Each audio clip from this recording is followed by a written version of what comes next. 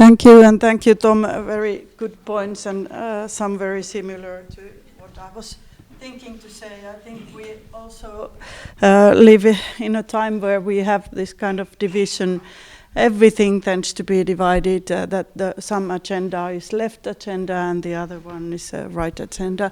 Climate matters, but unfortunately Palestine also has become such an issue. Even there is a genocide, people think that, okay, that's something that the left-wing parties are talking. And also UN, it's all the time, more and more, like Finnish citizens are questioning the information that is coming from UN. Somehow they are seeing that, okay, this is more left-wing, and we rather believe the information that Israel propaganda is giving for us. Not all, but the division is there, and the questioning of UN in that sense is also there. And there is also a huge division between inside the youth movement. I now see that the climate movement has moved to support Palestine. They have taken a new issue which they support. They are our allies, and I think we need to collect this kind of network that who are actually supporting us, but somehow also to break these divides and divisions.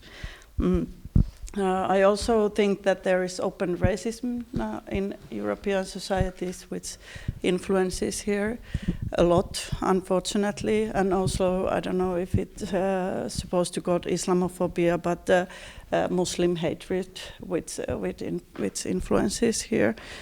And lack of knowledge, a lot of lack of knowledge. I used to work in a humanitarian and development NGO.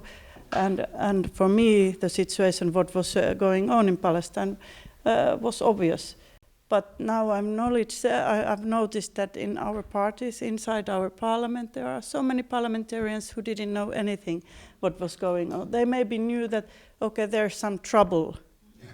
There's some trouble and very difficult issues, but they didn't have any clue what two-state solutions means. They didn't know about the history. Now, piece by piece, the information is there, but it's somehow politicized, and this is our failure, I could say, but also something that we need to do. It goes to the journalists also, that they could have the strength and power to write what is actually happening. And then there is also a strong Zionist lobby, at least in Finland. Part of the Christian movement is very Zionistic, and also there are some Jews and Zionists who always, when you write about Palestine, talk about you get the feedback right away that this is wrong what you are saying, and you don't tell the problems that there are in Israel, and why don't you condemn Hamas in the same sentence that you are talking about Palestine. So we get this response every time, but I don't think the others get similar response when they are only talking about Hamas and forgetting the rest of Palestine. What we can do, good suggestions that we should make more visits for parliamentarians. Unfortunately, I'm not sure how possible it is to go to West Bank at the moment. We were just a few days ago discussing with our ambassador from Palestine, and she said that even in Ramallah there is a lack of water, that they can get water twice a week. And I don't know, I hope we can hear more from Iba and Yossi how the situation in the rest of the West Bank is at the moment. But definitely our parliamentarians, they go to Ukraine. I mean, every month there are somebody from our parliaments visiting Ukraine and bringing up the issue. Why this same is not happening with Palestine? What else? We have talked a lot how to make pressure towards Israel, but at the same time we need to make pressure towards our own EU and also US. And unfortunately, our government, every time that we ask, they kind of response that we are open for sanctions, we are open for discussions of sanctions or any other means. And it's always in Finland the security agenda now that goes first. We have this contract of the David Sling, is that the correct word? The defense weapon that Finland has bought from Israel, and somehow the all discussion about genocide and Palestine is related to this, our own security issue, and also the dependence that we have of US opinion. And that's why I think people, even those people who have knowledge, they are kind of scared to openly speak up and speak out. And at least there is like a thinking that, okay, we have take this first speaker position in Ukraine case, so we don't need to have the position in both cases.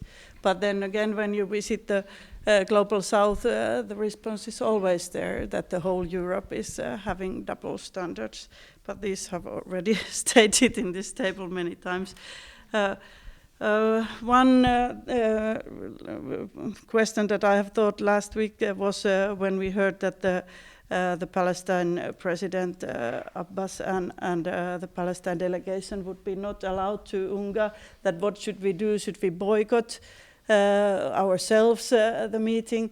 But then again, I met with a couple of Finnish researchers who have been researching Palestine situation for long, and their point was that the recognition of Palestine is exactly the thing that Netanyahu doesn't want, that he doesn't want the Palestine state, and the most important thing would be to push to have more recognitions, and that would then influence Israel more. So I think it's still necessary to go to UNGA and try to pressure our own governments to give the recognition there. Two things that I came here for is the humanitarian urgency. What are the actions and steps that we actually can take? And then the optimism, what Hiba brought to our meeting, that I think that the positive future is not happening if we don't have the positive vision, if we don't have the vision of the future. And this is the agenda that I came here for. Thank you.